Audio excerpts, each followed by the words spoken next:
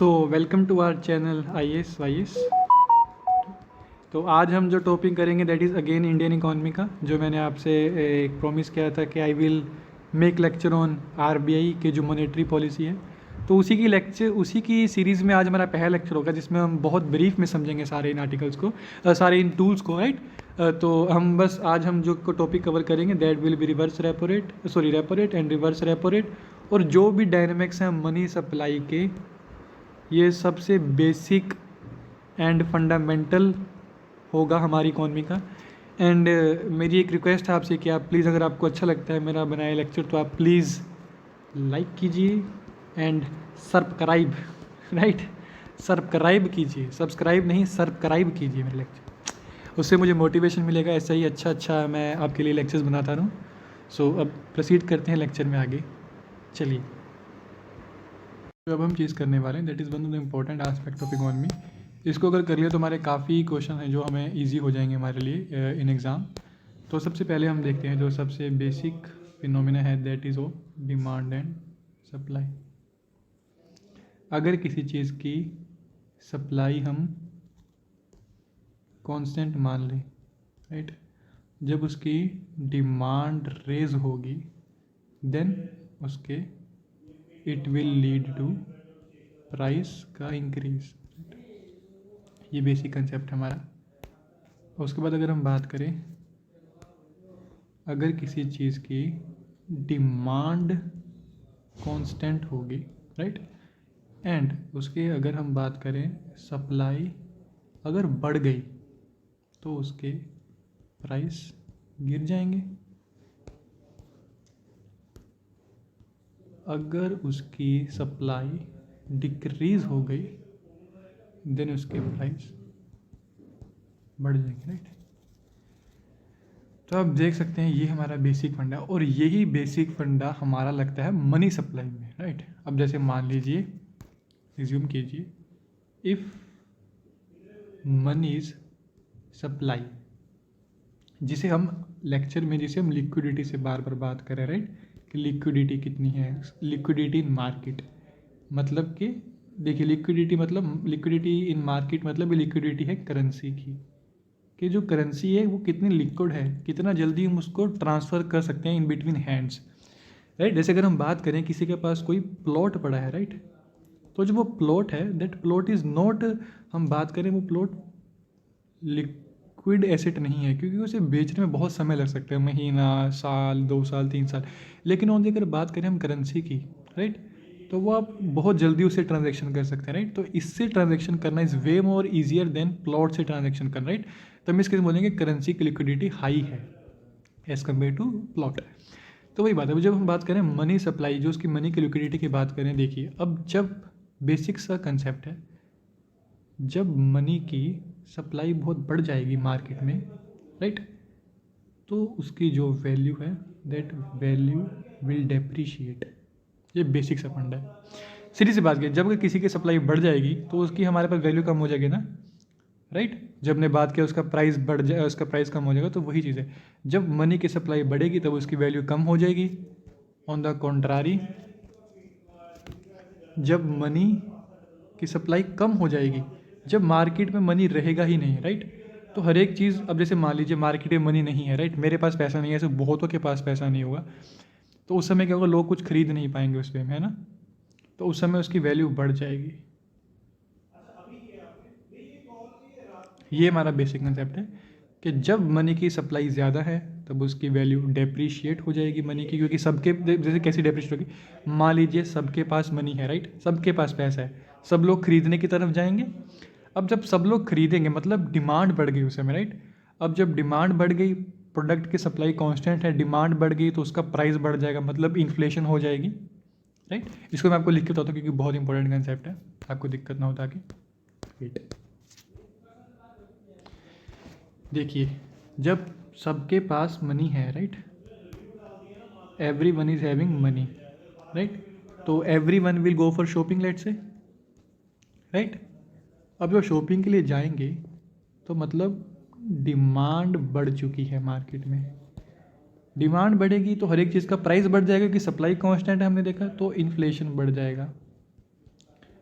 अब इन्फ्लेशन बढ़ेगा। अब जैसे मान लीजिए जो चीज़ पहले 100 रुपये की आ रही थी, राइट, नॉर्मल कंडीशन में, अब वही चीज़ आपको ₹115 में मिलेगी, राइट।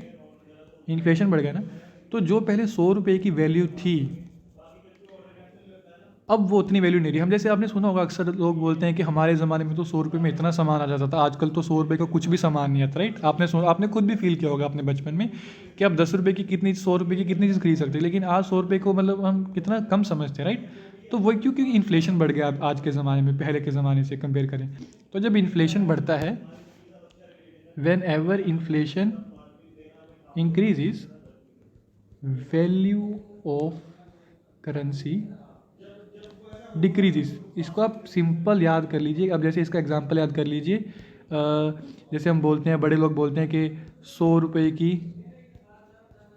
वैल्यू ही नहीं रही। What does it mean? Value तो है 100 रुपये की, आप जाइए चीज़ मिल जाएगी, लेकिन पहले के ज़माने में 100 रुपये में हम ज़्यादा सामान खरीद सकते। जैसे हम बात करें, है ना, तो ये इसका बेसिक फंडा है।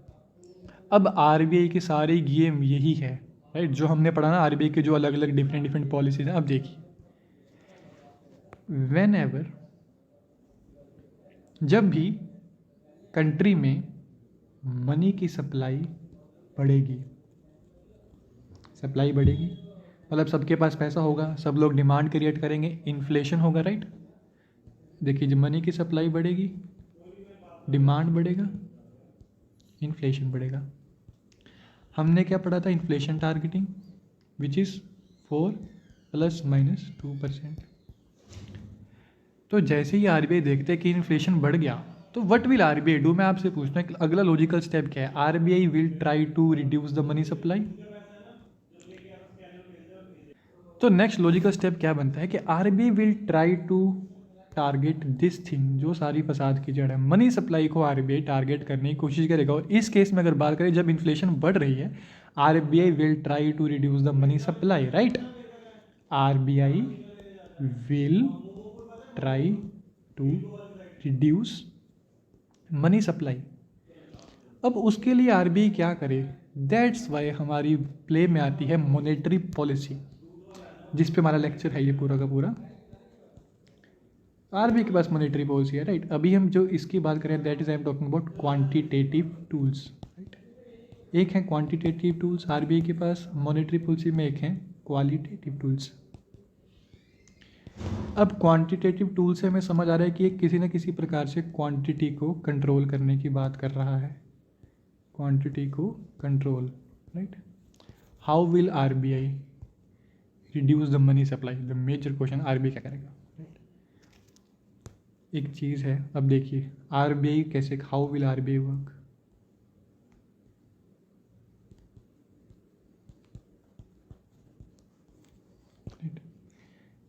इसके पास दो टूल हैं, आपने सुना होगा, सीआरआर, रेपो रेट। ये सारे मॉनेटरी के टूल्स हैं, repo rate, reverse repo rate,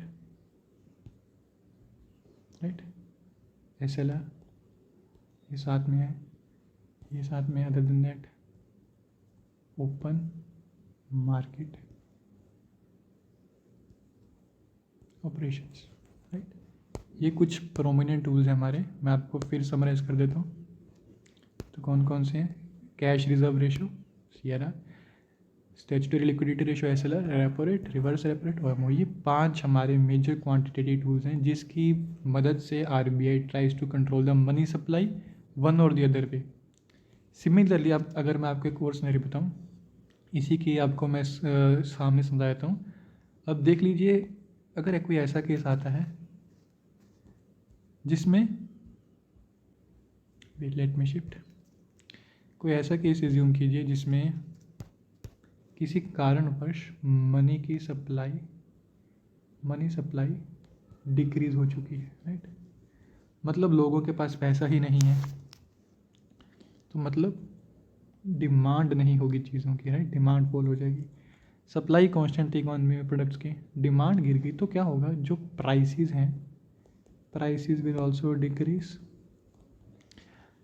अब एक बात है, एक हद के बाद प्राइसेस गिरना भी हानिकारक है, राइट। अब देखिए, मान लीजिए किसी मैन्युफैक्चरर को कोई चीज़ 100 रुपये की पड़ रही है एट कॉस्ट, अब मान लीजिए प्राइसेस इतने गिर चुके हैं कि उसका प्राइस 80 पर पहुंच गया है, मतलब वो 80 तक भी बेचने को मजबूर हो जाए कि उसका सामान बिक ही नहीं रहा, राइट। अब वो बना 100 का रहा है, बेच 80 का रहा है, ऑब्वियसली उसको 20% का लॉस हो रहा है। तो वो लॉस कैसे पूरा करेगा? He will try sacking his employees, right. Employees को सैक करेगा तो क्या होगा? अनएम्प्लॉयमेंट।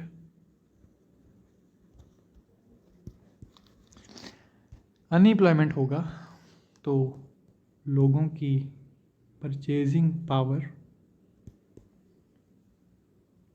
रिड्यूस हो जाएगी, उनके पास पैसा नहीं रहेगा, डिमांड फॉल करेगी, अगेन प्राइस फॉल करेंगे। जो चीज़ वह 80 की बेच रहा था अब उसको हो सकता है आने वाले टाइम में 60-70 की बेचनी पड़ जाए, और लॉस। तो ये जो हमने देखा, जो ये पूरा का पूरा विशियस सर्कल है, वेट देखिए यहाँ से लेकर, मैं पेन चेंज करता हूँ आपको दिखाने के लिए, ठीक है। यहाँ से लेकर 1 2 3 4 5 6 7 8 9, इन्फ्लेशन इतना भी ना गिर जाए, 60-70 पे ना पहुंच जाए, ताकि ये विशियस सर्कल चलता ना रहे, राइट। अब देखिए प्राइस गिरेंगे, again he will sac employees, क्योंकि उसको फिर लॉस हो रहा है, because he is making loss here. Again ये सर्कल चलता है ना, जो ये सर्कल है देखिए। तो जो ये विशियस सर्कल है ये वाला, ये ना हो तो आरबीआई को इन्फ्लेशन बढ़ाना पड़ेगा इस केस में। आरबीआई विल ट्राई टू, ये सारी फसाद की जड़ी है हमारा, मनी सप्लाई गिरा हुआ। इन दिस केस, इस पूरे केस को टैकल करने के लिए RBI will try to increase money supply.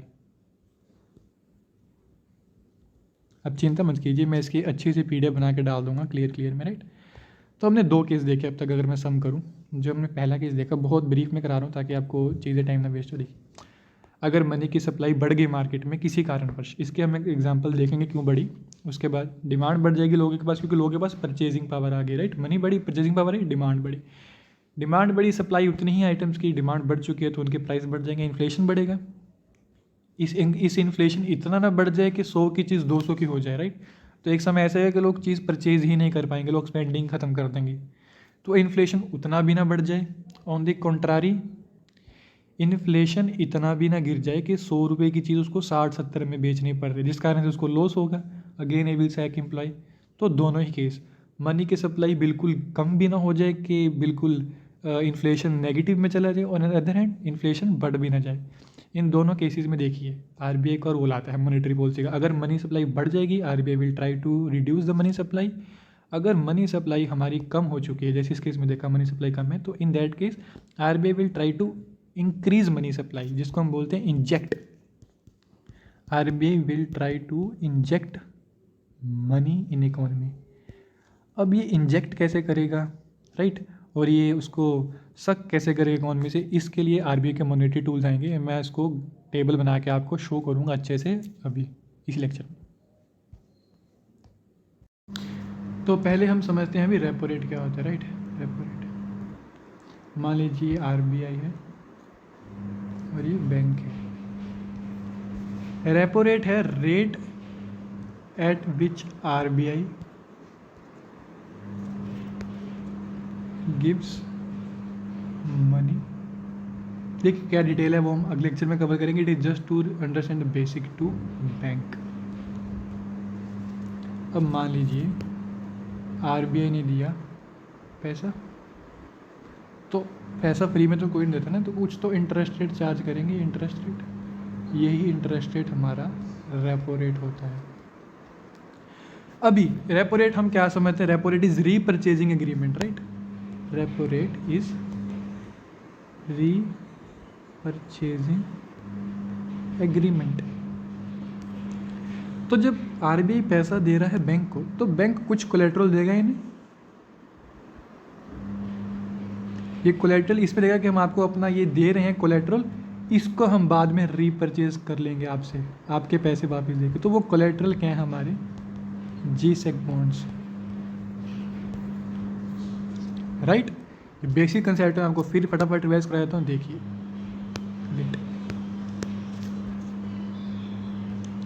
RBI ने पैसा दिया बैंक को, राइट, मनी दिया, इंटरेस्ट रेट, इस इंटरेस्ट रेट को हम रेपो रेट बोलते हैं। बैंक ने कुछ कोलेट्रल रखा ये बोल के कि मैं इस कोलेट्रल को बाद में रीपरचेज करूंगा, और वो कोलेट्रल था G-Sec की फॉर्म में। अब हम केस लेकर चलते हैं, 2 केस लेंगे, राइट, फटाफट से करते हैं ताकि लेक्चर बड़ा ना। मान लीजिए मनी सप्लाई ज़्यादा है तो डिमांड ज़्यादा होगी, तो इन्फ्लेशन भी ज़्यादा होगी। इसको कंट्रोल करने के लिए what RBI will do, RBI will try to reduce money supply in economy. अब देखिए ये रहा हमारा प्यारा आरबीआई, ये रहे बैंक, और ये रहे हम सिटीजन्स। मान लीजिए आरबीआई इसको दे रहा है लेट से 5% पे, इतना रेपो रेट चल रहा है अभी। बैंक हमें आगे लोन दे रहे हैं लेट से 4% पर, राइट। अभी अगर इफ आरबीआई ने रेपो रेट कम कर दिया तो ये 5% हो जाएगा 4% पे, मतलब bank is getting cheaper loan, right. मतलब बैंक को जो लोन मिल रहा है वो सस्ता मिल रहा है, तो bank will provide cheap loan to citizens. अब जब सिटीजन्स के पास, अब जब इकोनॉमी में बहुत सारा लोन आ जाएगा, राइट, जब लोन या क्रेडिट बढ़ेगा तो क्या होगा, मनी सप्लाई बढ़ेगा, तो क्या होगा, डिमांड बढ़ेगा, राइट, और इन्फ्लेशन बढ़ेगा। तो यही बस आरबीआई करता है। जब आरबीआई को इकोनॉमी में whenever RBI wants to increase the money supply, whenever RBI wants to increase the money supply means credit supply, then what will RBI do? RBI will slash the repo rate। ये देख लीजिए, जब RBI repo rate कम करेगा bank को cheaper loan मिलेगा RBI से, तो bank आगे भी चीपर लोन देंगे, मतलब मार्केट में लोन की सप्लाई बढ़ जाएगी, मनी सप्लाई बढ़ जाएगी, डिमांड बढ़ेगी, इन्फ्लेशन होगा, राइट। तो when ever RBI wants to increase money supply, RBI क्या करेगा, RBI रेपो रेट को डिक्रीज कर देगा, राइट। अब हम बात करते हैं कि इसका उल्टा जो स्लाइड लेके चलते हैं, राइट। अब मान लीजिए इन दैट केस, मान लीजिए आरबीआई ने रेपो रेट इंक्रीज कर दिया, मान के चलिए, तो जो बैंक है, बैंक को लोन कॉस्टली हो जाएगा, लोन टू सिटीजन भी कॉस्टली हो जाएगा। तो इस केस में क्या होगा, जो लोग होंगे वो डिस्करेज होंगे, वो लोन कम लेंगे, राइट, वो लोन कम लेंगे क्योंकि लोन महंगा हो चुका है। अब जब लोन कम लेंगे तो जो मनी सप्लाई है दैट विल डिक्रीज,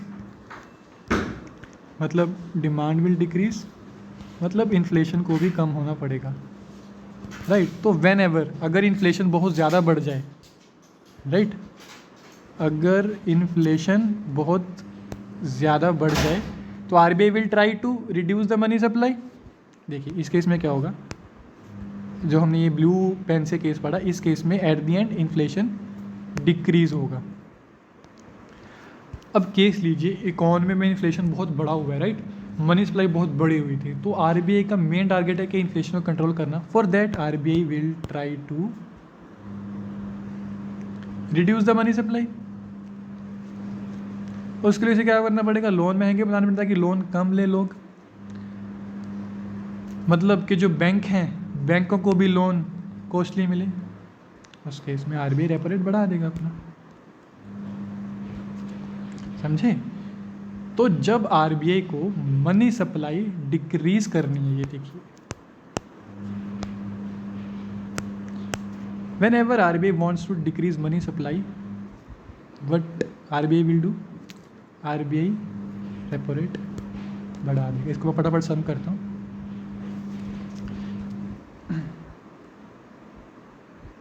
सॉरी, इसको उल्टा करते हैं। If repo rate will increase, loan cost will increase. तो क्या होगा, लोग कम लोन लेंगे, कम डिमांड होगी, तो मतलब लोन महंगे हो जाएंगे, तो मतलब मनी सप्लाई डिक्रीज हो जाएगी, इन्फ्लेशन डिक्रीज, राइट। तो if RBI wants to decrease inflation, RBI will reduce money supply, for that RBI will increase repo rate. Other case अगर आरबीआई रेपो रेट डिक्रीज कर देता है तो जो लोन्स का कॉस्ट है दैट विल डिक्रीज, लोन सस्ते हो जाएंगे तो लोग ज़्यादा लोन लेंगे, ज़्यादा लोन लेंगे तो इकोनॉमी मनी सप्लाई बढ़ जाएगी, and inflation will start rising. तो अगर कोई ऐसा केस हो, मान लीजिए कि इन्फ्लेशन बिल्कुल ठप हो चुका है इकोनॉमी में, राइट, जो हमने केस देखा था, तो उस केस में इन्फ्लेशन को बढ़ाने के लिए आरबीआई क्या करते हैं, हमने पढ़ा था, RBI does inflation targeting, right, ये करता है आरबीआई, आरबीआई से ही कंट्रोल करता है। इस इन्फ्लेशन टारगेटिंग, इन्फ्लेशन को कम करने के लिए, इन्फ्लेशन को बढ़ाने के लिए आरबीआई इन टूल्स का इस्तेमाल करता है। इस केस में हमने पढ़ा रेपो रेट। अब फटाफट से आपको रिवर्स रेपो रेट कराता हूँ, that is very easy, basic concept आप समझ गए। मान लीजिए आरबीआई है, ये बैंक है, इस केस में क्या है, बैंकों के पास एक्सेस पैसा आ चुका है, तो बैंक अपना पैसा आरबीआई को दे रहे हैं। अब आरबीआई ने कुछ इंटरेस्ट रेट देगा, राइट, कुछ इंटरेस्ट रेट देगा, उस इंटरेस्ट रेट को हम रिवर्स रेपो रेट बोलते हैं। अब मान लीजिए जो बैंक हैं, बैंक सारा पैसा आरबीआई में जमा करते जा रहे हैं, एंड आरबीआई वांट्स के बैंक ये जो पैसा है, आरबीआई वांट्स के ये पैसा इकोनॉमी में जाए ताकि मनी सप्लाई बढ़े। तो RBI will try to discourage bank के वो पैसा उसके पास पार्क ना करे। तो उस केस में क्या होगा, इन दैट केस, अब मान लीजिए उस केस में जो आरबीआई है वो रिवर्स रेपो रेट को डिक्रीज कर देगा। अब जब रिवर्स रेपो रेट डिक्रीज हो गया तो बैंक डिस्करेज होंगे कि हम इसके पास क्यों दें, ठीक है। जैसे मान लीजिए पहले आरबीआई 6% दे रहा था, अब आरबीआई विल से कि मैं तुम्हें 4% दूंगा, बैंक बोलेंगे अरे हम 4% पे क्यों दे, इससे तो हम इकोनॉमी में ही लोन दे दें अपना, वहाँ पर पैसा दे के पैसा कमा दे, राइट। तो उस केस में क्या होगा, जब रिवर्स रेपो रेट डिक्रीज होगा तो उस केस में bank will try to give loans, credit basically. और जब क्रेडिट बढ़ेगा, राइट, जब क्रेडिट बढ़ेगा तो मनी सप्लाई बढ़ेगा। तो हमने क्या पढ़ा, उसके बाद क्या होगा,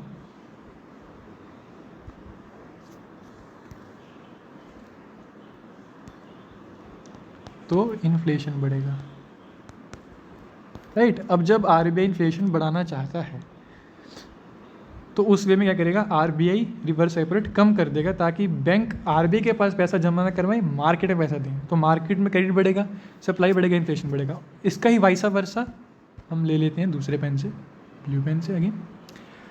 अगर आरबीआई रिवर्स रेपो रेट बढ़ा देगा, ब्लू से बढ़ा देगा, तो जो बैंक हैं, तो बैंक चाहेंगे कि हम सारा पैसा आरबीआई में जमा करें, ठीक है। अब जब सारा पैसा आरबीआई में जमा होगा तो मार्केट में लोन नहीं मिलेगा, तो अब जब सारा पैसा आरबीआई के पास जा रहा है बैंकों का, तो credit supply will decrease, supply will decrease, inflation will decrease. समझ गया आप ये कैसे? तो whenever RBI wants to suck the money, right, इसको हम बोलेंगे इकॉनमी से पैसा सक करना है। तो मैं आपको बताता हूँ सिंपल सा, वेट थोड़ी जगह मिल जाए मुझे क्या लिखने के लिए, ये देखिए यहाँ वेन एवर, अगर जब रेपो रेट बढ़ेगा तो उस केस में क्या होगा, रेपो रेट बढ़ेगा तो लोन महंगे होंगे, क्रेडिट सप्लाई डिक्रीज होगा, इन्फ्लेशन भी डिक्रीज होगा, राइट। तो इन्फ्लेशन डिक्रीज होगा, ये पड़ा। तो वही है, जब आरबीआई इन्फ्लेशन कंट्रोल करता है तो आरबीआई रिवर्स रेपो रिड्यूस करता है या रिवर्स रेपो रिड्यूस करता है। Whenever RBI wants to inject money, तो मतलब लोन ज़्यादा मिले लोगों को तो उसमें लोन सस्ता करना पड़ेगा, तो उस केस में RBI will reduce repo rate, क्योंकि जब रेपो रेट रिड्यूस होगा तो बैंक लोन सस्ता कर देंगे, लोग ज़्यादा लोन लेंगे, राइट। तो मनी में, इकॉनमी में ज़्यादा मनी इंजेक्ट हो जाएगी, जब लोन सस्ते हो जाएंगे, ज़्यादा लोग लोन लेंगे तो इंजेक्ट हो जाएगी money. Similarly when RBI wants to suck money, तो आरबीआई रिवर्स रेपो रेट बढ़ा देगा ताकि लोन के रेट बढ़ जाएँ, क्रेडिट सप्लाई डिक्रीज हो जाए, मनी सप्लाई डिक्रीज हो जाए। This is the only concept of the reverse repo rate and repo rate. I hope आपको ये समझ आ गया हो। आई विल ट्राई कि मैं इसका एक फ्लो चार्ट के फॉर्म में पूरा का पूरा पीडीएफ आपको समझा दूँ।